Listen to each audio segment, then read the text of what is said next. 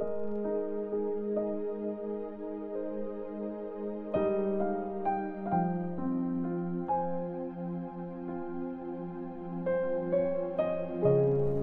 chapter 1. Si Daniel at ang mga kaibigan niya. Noong 3 taon ng paghahari sa Juda ni Jehoiakim, sinalakay at pinaliputan ni King Nebuchadnezzar ng Babylonia ang Jerusalem. Inalaw ni Lord na mapasakamay ni Nebuchadnezzar si King Jehoiakim at makuha ang ibang gamit sa temple.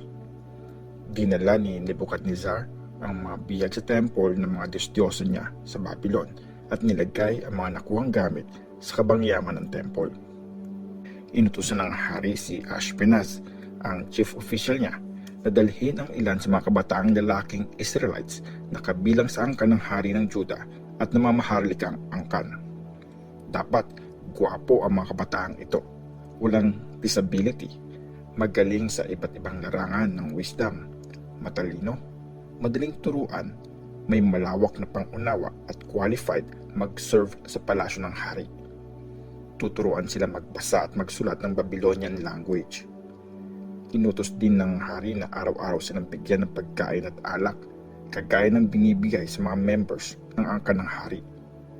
3 taon silang magte-training bago humarap sa hari. Kabilang sa mga napili sina Daniel, Hananiah, Mishael at Azariah na puro galing sa tribe ng Juda. Binigyan sila ni Ashpenaz ng mga bagong pangalan. Tinawag niyang Belteshazzar si Daniel, Shadrach si Hananiah, Meshach si Mishael, at Abednego naman si Azariah. Pero nag-decide si Daniel na di niya kakainin ang pagkain at iinumin ang alak na galing sa hari para di siya maging madumi ayon sa ritual.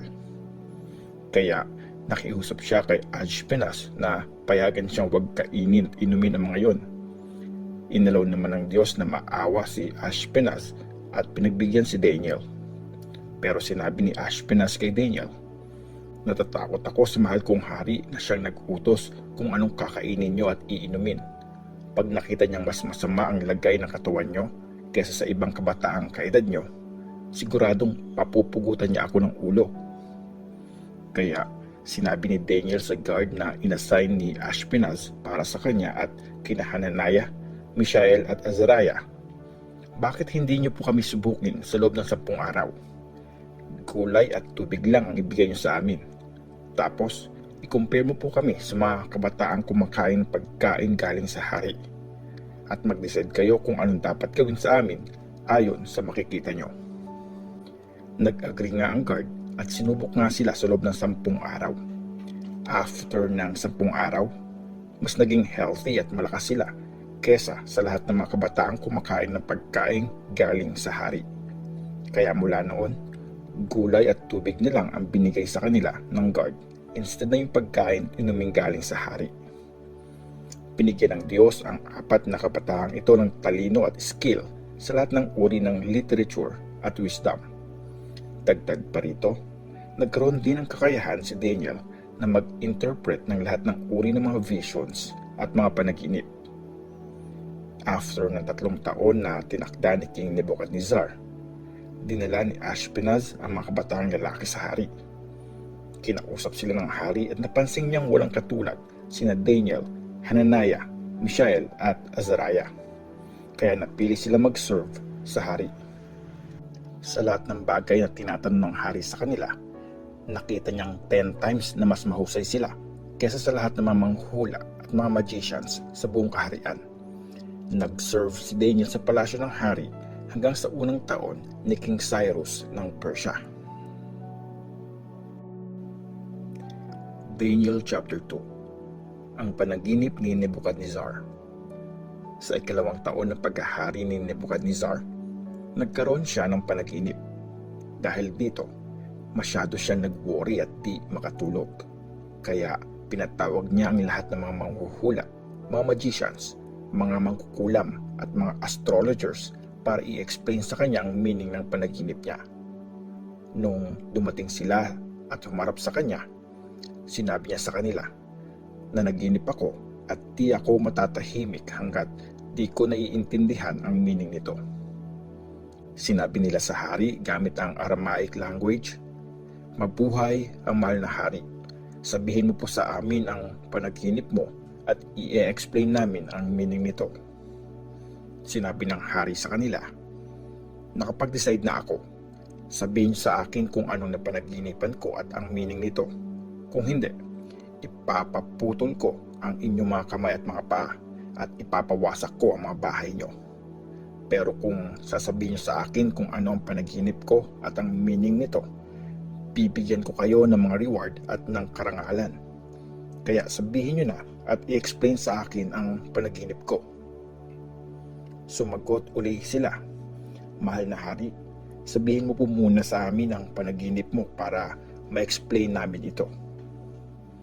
Sumagot naman ang hari, "Sigurado akong pinapatagal nyo lang ang oras dahil alam nyong di na magbabago ang desisyon ko. Nabigyan kayo ng pare-parehong parusa kung di nyo masasabi sa akin ang panaginip ko. Nagkasundo kayong magsinungaling sa akin dahil akala nyo mababago pa ang isip ko sa paglipas ng oras.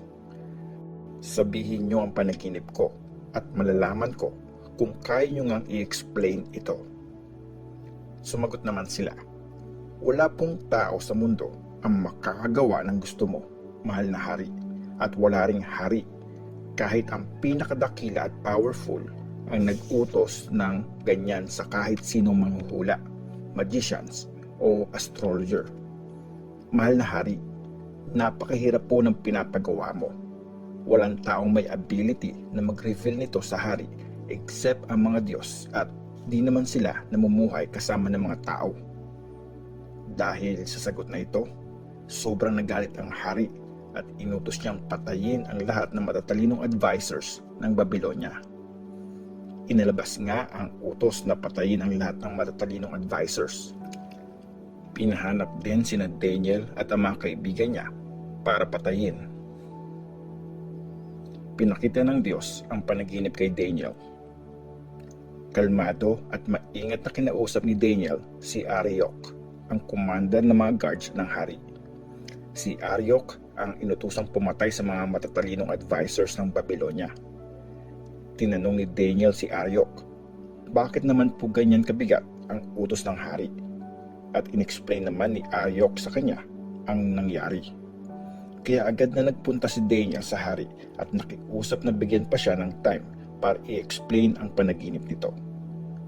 Tapos, umuwi si Daniel at sinabi niya sa mga kaibigan niyang sina Hananiah, Mishael at Azariah ang pangyayari.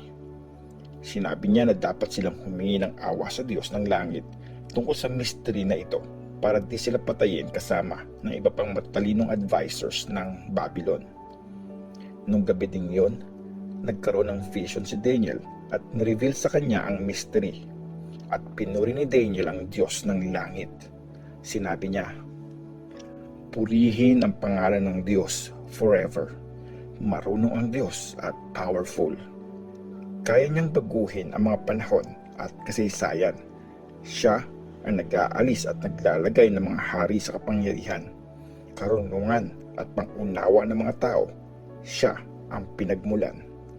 Nire-reveal niya ang mga mysteries at mga sikreto. Alam niya kung anong nakatago sa dilim dahil napapalibutan siya ng liwanag. Pinupuri kita at pinapasalamatan, O Diyos ng mga ancestors ko, dahil binigyan mo ko ng wisdom at lakas. Sinagot mo ang aming prayer at nireveal sa amin ang gustong malaman ng hari."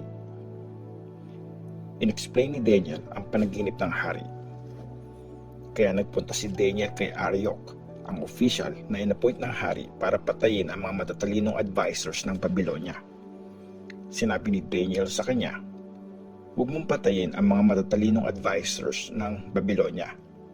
Dalhin mo ako sa hari at sasabihin ko sa kanya ang meaning ng panaginip niya." Dinala agad ni Arioch si Daniel sa hari at sinabi, "Natagpuan ko po ang isa sa mga dinalang bihag mula sa Juda. Isang lalaking makapag-explain po sa iyo ng panaginip mo." Sinabi ng hari kay Daniel na tinatawag ding Belteshazzar, "Masasabi at ma-explain mo ba sa akin ang panaginip ko?" Sumagot si Daniel, "Wala pong matatalinong advisors manghuhula, magician o astrologer na makakapagsabi sa iyo tungkol sa mystery na gusto niyong malaman. Pero meron pong isang Diyos sa langit na nagre-reveal ng mga mystery at pinakita niya po sa iyo, King Nebuchadnezzar, kung anong mangyayari sa mga huling araw. Ito po ang panaginip at mga visions na nakita mo habang natutulog ka. Mahal na hari, habang natutulog ka po, nanaginip ka tungkol sa mga mangyayari sa future. At ang Diyos na nag-reveal ng mga mysteries ang nagpakita sa iyo kung ano ang mangyayari. Pero nireveal sa akin ang mystery na ito, hindi dahil may wisdom ako na higit sa iba, kundi para i-explain sa iyo ang meaning ng panaginip mo at nang maintindihan mo ang mga bagay na pumasok sa iyong isipan. Mahal na hari, nakakita ka ng isang napakalaki at nakakasilaw na ribulto. Nakatayo ito sa harapan mo at nakakatakot ang itsura nito. Gawa sa purong gold ang ulo nito at sa silver naman ang dibdib at mga braso nito. Bronze naman ang gitnang bahagi nito hanggang sa mga hita. Bakal ang mga binti at pinaghalong bakal at putik ang mga paa. Habang tinitingnan mo ito, may batong natapyas mula sa bundok pero di ito kagagawa ng tao. Tumama ang bato sa mga paang gawa sa bakal at putik at nadurog ang mga paa. Tapos, nadurog din ang mga parte ng ribulto na gawa sa bakal, putik, bronze, silver at gold. Nadurog ang mga ito ng sobrang pino. Tinangay ng hangin at walang naiwang bakas. Pero ang batong tumama sa ribulto ay naging isang malaking bundok na tumakip sa buong mundo. Yun po ang panaginip mo, mahal na hari. Ito naman po ang meaning nun. Mahal na hari, ikaw po ang pinakadakila sa lahat ng mga hari. Binigay sa iyo ng Diyos ng langit ang kaharian, power, lakas at honor. Binigay niya sa mga kamay mo ang mga tao, ang mga hayop at ang mga ibon, saan man sila nakatira. Ginawa kanyang hari sa lahat ng ito. Ikaw po ang ulong gawa sa ginto. After mo, may lilitaw na kaharian na mas mahina po sa iyo. Pagkatapos, lilitaw ang pangatlong kaharian na sinisimbolo ng bronze at maghahari ito sa buong mundo. Magkakaroon pa ng ika-4 na kaharian na kasing tigas ng bakal at kung paanong bumabasag at tumuturog sa lahat ng bagay ang bakal, ganoon din, babasagin at dudurugin ng kaharian na ito ang mga naunang kaharian. Tulad ng nakita mo, gawa sa putik ang mga paa at ang mga daliri nito at may halong bakal. Meaning, mahahati ang kahariang ito, pero magiging matigas pa rin ito na parang bakal dahil nakahalo ito sa putik. Ito naman ang meaning ng paanggawa sa pinaghalong bakal at putik. May parte ng kaharian na matatag at may parte namang mahina. Nakita mo rin na hinalo ang bakal sa putik. Pag-aasawa ng magkaibigang lahi ang meaning nito. Pero di magtatagal ang pagkasama nila. Kagaya ng bakal na di pwedeng ihalo sa putik. Sa panahon ng mga haring yon, magtatayo ang Diyos ng kalangitan ng isang kahariang never mawawasak o masasakop ng iba. Nito at tuluyang wawasakin ang lahat ng mga kaharian at mananatili ito forever. Katulad ito na nakita mo pong bato na natanggal mula sa bundok na di kagagawa ng tao. Nakita mo pong dinurog nito ang bakal, bronze, putik, silver at gold. Ipinaalam ng dakilang Diyos sa hari kung anong mangyayari sa future. Sigurado akong ito po ang panaginip mo at totoo ang meaning na binigay ko sa iyo. Binigyan ng reward si Daniel. Tapos, dumapa sa lupa si King Nebuchadnezzar at nagbigay galang kay Daniel. Inutos niyang bigyan ito ng pagkaing handog at ng insenso. Sinabi ng hari kay Daniel, "Totoo nga na ang Diyos mo ay ang Diyos ng mga Diyos at ang Panginoon ng mga hari. Siya ang nag-reveal ng mga mysteries dahil nagawa mong i-explain ang mystery na ito." Binigyan ng hari si Daniel ng mataas na karangalan at ng marami at magagandang regalo. Ginawa siyang in charge sa buong probinsya ng Babylon at head ng lahat ng mga matatalinong advisor ng hari. Nirequest ni Daniel sa hari na i-appoint sina Shadrach, Meshach at Abednego bilang in charge sa mga gawain sa probinsya ng Babylon. Pero nag-stay si Daniel sa palasyo ng hari.